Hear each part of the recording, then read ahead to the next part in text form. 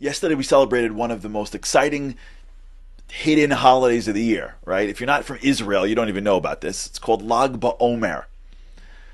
Most American communities, unless the school does something, doesn't have much. In our community, we had. In Israel, it's all over the place. Bonfires, parties, games, activities. It's a day of celebration. And it's celebrating the life of one of the greatest Jews of all time. His name is Rabbi Shimon Bar Yochai. He was a Tana.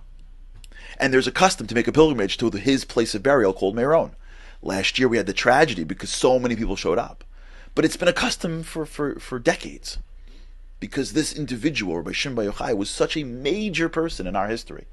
He gave us spirituality. He gave us kabbalah. We're celebrating his life. He passed away on this day. It's a celebration. In Hebrew it's called a hilula. But it's also the celebration, the rabbis teach us, because it's the end of the plague. Rabbi Akiva had 24,000 students, and they died. And the plague ended on this day. So we celebrate the end of the plague. But the rabbis ask a question. What do you mean? The plague didn't end? The people ended. Right? There were 24,000 students. If there were 100,000 students and 24,000 died and then they stopped, that would be the end of the plague. But if it's 24,000 students and they all die, that's not the celebration of the plague. There's no one else to die. There's no one else to kill. So what kind of celebration is that? There are no more people left. That's why it ended. The Chidah says something amazing. Listen to what he says. He says there's actually something else that happened that ties these two stories together. He says, you know what happened on Lag BaOmer? Something that most people missed. Rabbi Akiva was a human being.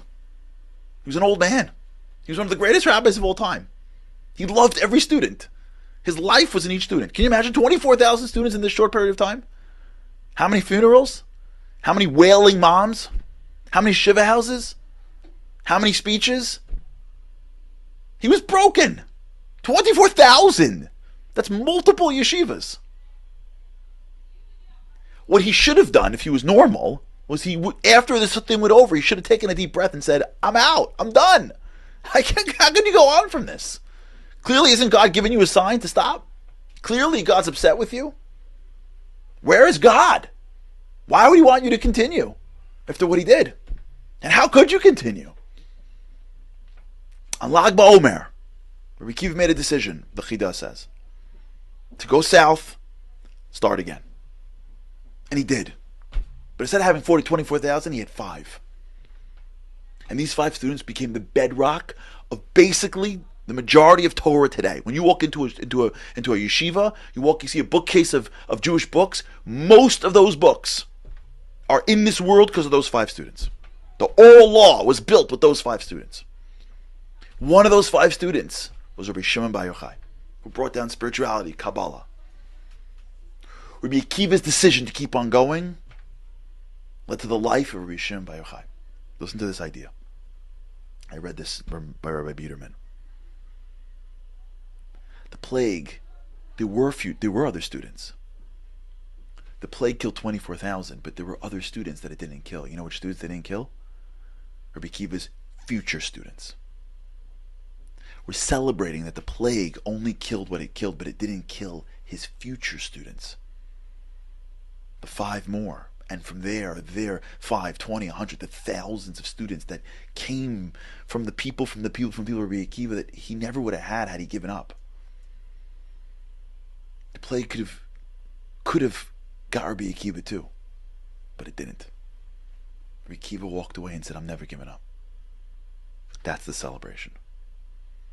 We're celebrating the life of a man who could have given up but didn't.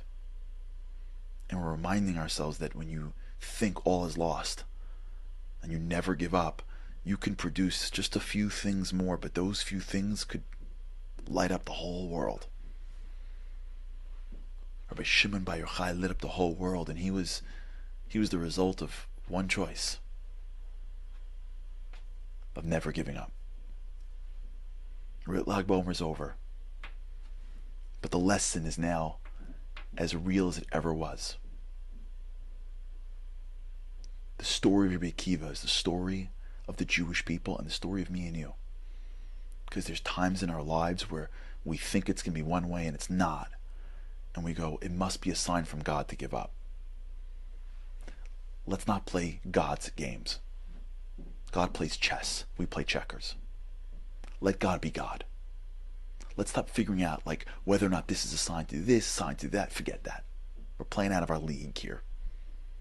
If something's got to get done, and I failed before, it doesn't mean I keep on. It doesn't mean I give up. Rabbi Akiva, in our history, was probably the most situated to say, no.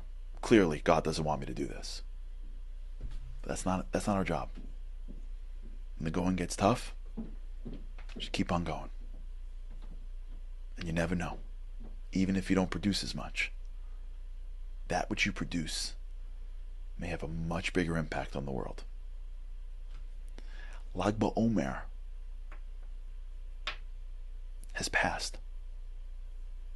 But Rabbi Akiva and his lessons, Rabbi Shimon Bar Yochai and his lessons live on.